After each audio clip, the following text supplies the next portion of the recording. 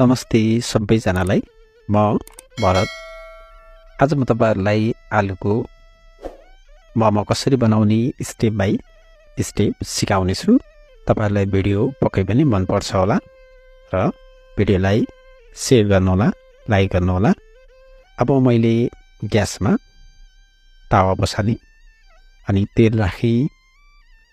तेल राखिसकेपछि खुर्सानी राख्छु। खुर्सानी राखिसकेपछि लसुनको र अदुवाको राखे। अब यसलाई मजाले चलाउँछु। अलिकति कलर आउनु पर्छ, मिठो हुन्छ। अब यति भइसकेपछि बेसार पनि राखे अनि धनियाको धुलो, जिराको धुलो पनि राखे। अब टमाटर राख्छु। टमाटर राखेर यसलाई मजाले चलाउँछु। तपाईहरुले भिडियोलाई मन पराइदिनु होला, लाइक गर्नु होला, कमेन्ट गर्नु होला, सक्दो शेयर पनि गर्नु होला। अनि अब मैले छोपिसकेपछि कम्तीमा 3 मिनेटसम्म मैले यसलाई छोप्छु। अब मैले खोलिसकेपछि हेर्नुस् त कस्तो राम्रो भयो। मैले मोमोको मसला राखे 1 चम्मच जति मैले प्याकेटबाट राखे। तपाईहरुले 1 चम्मच राख्नु होला। अब यसलाई मैले चलाउँछु। सबै मैले एड गरिसकेँ। थोरै पानी राखिसकेपछि अब एकदम राम्रो भइसकेको छ। धनिया राखे तपाईहरुले राख्नु होला र कागती राखे।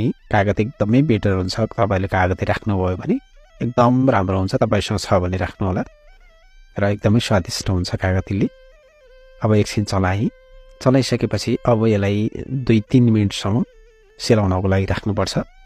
अब मैले मिक्सरमा यसलाई एड गरेँ र यो अचार तयार भयो। अब हामी दोस्रो स्टेपमा छौं। अब भाँडामा मैले आटा राखेँ। यसलाई थोरै पानी राख्नु होला। यो धेरै पानी एकैचोटि राख्नुभयो भने गिलो हुन्छ। मैले थोरै राखेर एकदमै यसलाई जति हामीले यसलाई मोच्न सक्यौं अथवा यसलाई जति गर्न सक्यौं यो त्यति राम्रो हुन्छ। अब यो तयार भयो। यसरी मैले मजाले हातले गर्नु होला। अब म छोपेर राखेँ 10-20 मिनेट जति मैले। अब अर्को स्टेपमा तावा बसाली तेल राखेँ मोमोको किमाको लागि। अब मैले लसुन राखेँ, प्याजहरु राखेँ। तपाईहरुले पनि प्याजहरु लसुनहरु राख्नु होला। अब यति भइसकेपछि मैले प्याज राखेँ। प्याजलाई मजाले यसलाई भुटिसकेपछि मैले मसलाहरु राखेँ। नुन राखेँ, थोरै धनियाको धुलो पनि राखेँ, जिराको पनि राखेँ।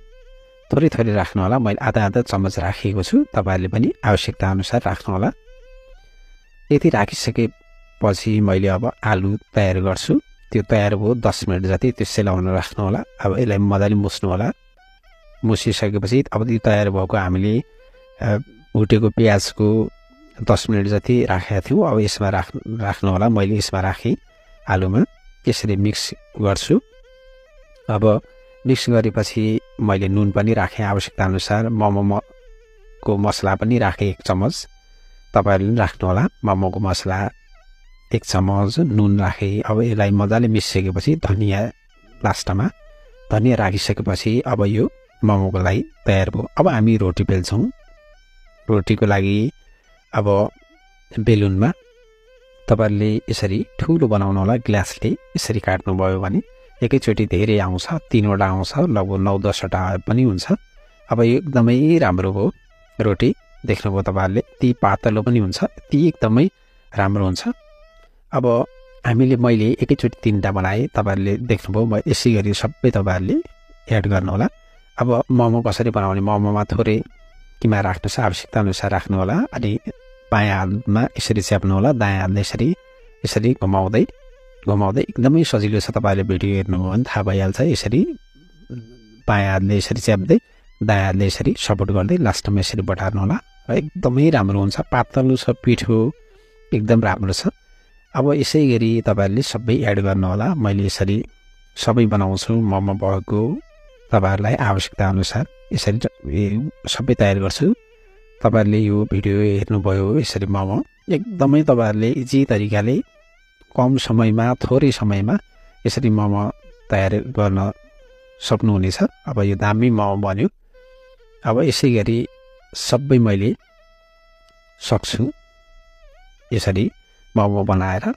मैले लामो भिडियो बनाएको छु, तपाईँहरूले एकदमै हेर्नु होला। यो हेरेर मोमो बनाउने नजान्ने पनि तपाईँहरूले आउँदैन भने पनि मजाले आउँछ र घरमा केही चाहिँदैन, थोरै चिजले हामी मोमो तयार गर्न सक्छौँ।